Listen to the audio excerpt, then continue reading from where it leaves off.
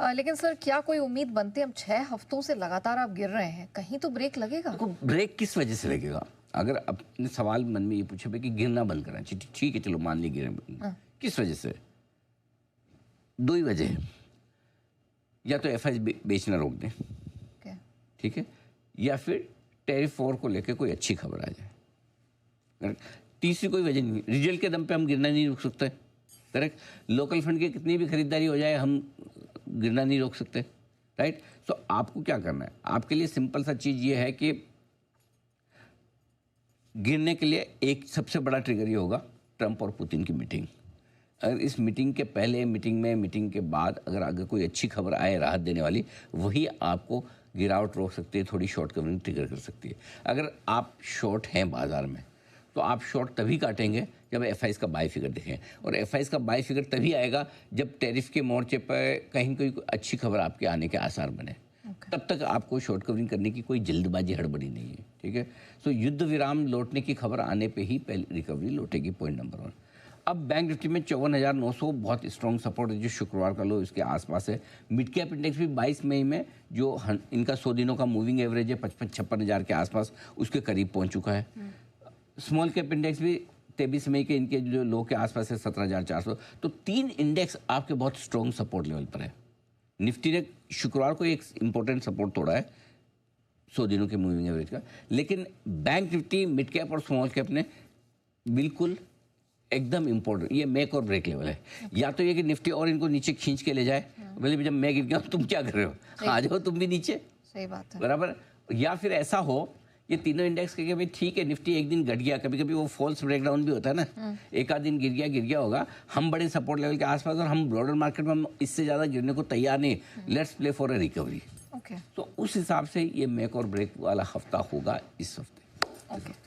तो सर कुछ डेवलपमेंट्स और भी हो रहे हैं सेक्टर के ही नहीं, स्टॉक्स के भी फ्रंट पर। आपको एक्शन आज कहाँ दिख रहा है? देखिए, पहले तो सब्सिडी आ गई है 30,000 करोड़ की एलपीजी वाली, जिसकी उम्मीद थी। हमने एक्सक्लूसिव खबर शुक्रवार को ही रखी थी आपके सामने सुबह सुबह, और वो खबर एकदम सही होती हुई दिखी है।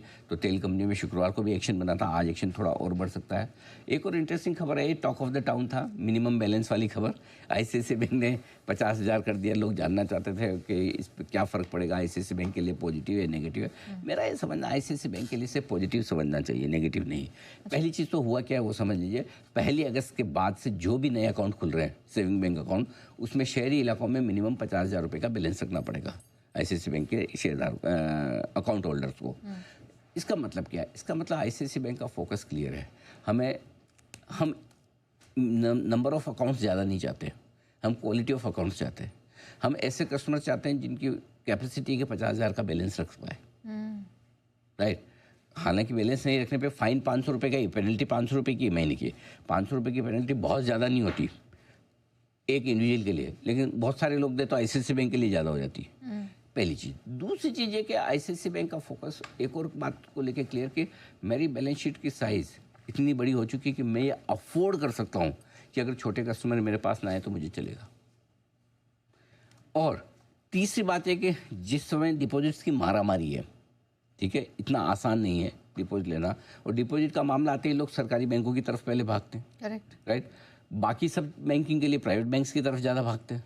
तो ऐसे में वो ये चाहता है कि मुझे छोटी वाली डिपॉजिट, छोटे वाले कस्टमर उधर जाने दो, लेकिन मैं कॉन्फिडेंट हूँ कि बड़े कस्टमर जिनको सर्विस चाहिए या वो मेरे पास आएंगे। तो आई थिंक वो पोजिशनिंग अलग तरीके से कि वो आईसीआईसीआई बैंक वो रिस्क लेने को तैयार है। ये आईसीआईसीआई बैंक की स्ट्रेंथ दिखाता है। तो मेरा ये मानना है कि मार्केट नेगेटिव इस पर रिएक्ट नहीं करना चाहिए। मेरे हिसाब से ये पॉजिटिव ही है आईसीआईसीआई बैंक के लिए खबर, जो मुझे समझ में आता है। बाकी नतीजे वीकेंड पे बहुत लंबे आए थे। कैश मार्केट के रिजल्ट्स में काफ़ी तगड़े रिजल्ट्स दिखे हैं। अब एक को एनालिसिस करना बहुत मुश्किल काम है, तो मैं आपको जल्दी से नाम बता दूं। पावर कंपनी में जीनस पावर और पावर मेक 2 बहुत बढ़िया रिजल्ट हैं। होटल्स में पार्क होटल्स और लेमन ट्री दोनों ने आउटस्टैंडिंग परफॉर्मेंस दी है। इंजीनियरिंग और इंफ्रा कंपनी में एचबीएल, इंजीनियरिंग और एफकॉन्स, एलएनटी के बाद एफकॉन्स ने जो रिजल्ट दिए हैं कमाल के रिजल्ट हैं। कुछ और रिजल्ट्स जो कॉनकोड ड्रग्स अच्छे, कॉनकोड बायो नहीं, कॉनकोड ड्रग्स के रिजल्ट अच्छे दिखे हैं। एंटोरियो सॉल्यूशन, ये हाल ही की लिस्टेड कंपनी एंटोरियो सॉल्यूशन, इसके यूनिवर्सल केबल और विद्या टेलीलिंक दोनों ग्रुप कंपनियाँ हैं। एक सब्सिडी एक होल्डिंग है, कौन सी क्या हूँ मेरे ख्याल से विंध्या टेलीलिंक होल्डिंग है। इन दोनों कंपनियों के बहुत बढ़िया नंबर्स हैं। तो आई थिंक कई सारे कैश की कंपनियाँ ऐसी जिनके तगड़े नंबर्स हैं। ऑलराइट, चलिए तो आज एक्शन भरपूर रहने वाला है, स्टॉक स्पेसिफिक भी।